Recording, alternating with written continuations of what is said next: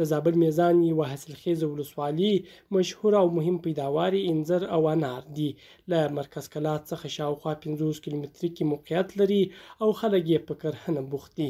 د دې ولسوالۍ کوچنی بازار چې د تیرې ادارې پر مهال ړنګ شوی و، اوس پکې له سره آبادي روانه ده او بازار کې ګڼه ګوڼه پیدا شوې.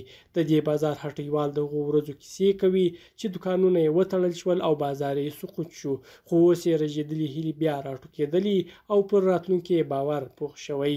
په جمهوریت خو د دې ګټ سره کاروبار ونه د بازار ونه ګټ سره خرابه و، شی نه و. او اوس امارات دی الحمدلله دکانونه پاره دي، بازار پاره دي. اوس شکر د الحمدلله که د شپې 1 بجې 2 بجې مریضان راسي، تداوی یې دلې کېږي، خپل موټر شته، امبولانس شته، هر څه شته. هم په دې ولسوالۍ کې مشکلات حلېږي د خلکو، هر څه برابر دي انشاءالله. د دې ولسوالۍ اوسېدونکي هم وایي د تېرې ادارې پر مهال یې ناامني، جګړو او د واکمنو ناسم چلند ژوند سخت کړی او مجبور و چې خپل ځایونه پرېږدي. خو کله چې اسلامي امارت حاکم شو، ژوند یې بیرته عادي شوی. د هغه نظام په وخت کې دا ولسوالي دغسې توره ولاړه وه، هېڅوک هم نه و. ډېر ظلم شروع نو ډېر وحشت شروع، خلک ټوله بې ځایه و، له خپلو ځایو څخه بار شوي وو. الحمدلله اوس ډېر خلک وسا دي، ډېر سهولت ژوند کوي، خلک ډېر وسا دي. بالا خو نو د جنګ حالاتو جنګ شروع شو، جنګ شروع شو، بالا خو دغه ټکان و، دغه جنګ و، دغه کیسه وه.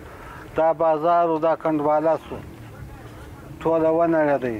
تیرانو لرګي خلکو ویوړل، حکومت عسکرو ویوړل، ویې سوځل. مسؤلین لا هم خلکو ته د ښه خدمت کولو ډاډ ورکوي او وایي هغوی دې په بېغمه زړه خپل کاروبار او ژوند مخته بوځي.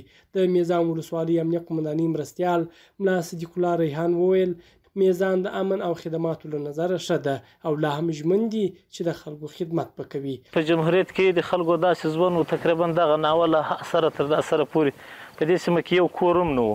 دا خلک ټول وتلي وو، هېڅوک هم دلې نه وو، نه حکومت ته راتلو، دا لارې بندې وې، بازار وجود دلې نه درلود، دلته ولس هېڅ چا وجود نه درلود. اوس الحمدلله عمومي امنیت دی ده چې دلته موږ شپه ورځ ګزمې کوو. دلته دغه سیمه چې ده په دغه سیمه کې د انځرو کار روان ده.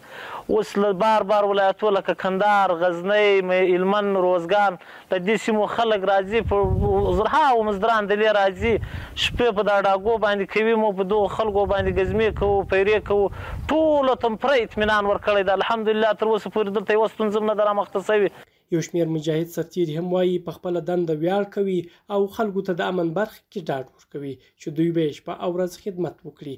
موږ دا ډاډ ورکوو وروره که شپه یې که ورځ موږ دوی ته په خدمت کې یو وروره دوی ته راځي. شپې 2 بجې که 3 بجې مجاهدین په چیک پوینو، په پیرو، په ګزمه باندې یې لاسرسی کولی سي ځای ته، او د دوی چې هر مشکل یې هغه موږ ته راتلی سي په هر وخت کې په 24 ساعته کې موږ د دوی په خدمت کې یو. یعنی دا نه معنا چې زموږ رسمیات تر 12 تر 4 بجو دي، یا چې هر وخت دوی موږ ته راسي موږ د دوی په خدمت کې یو. د زابل میزان ولسوالۍ انځر د هېواد له مشهوره حاصلاتو څخه دي چې دا مهال له هېواده بهر هم ښه نوم لري. عبدالقیم عاجز، هوریت راډیو، زابل.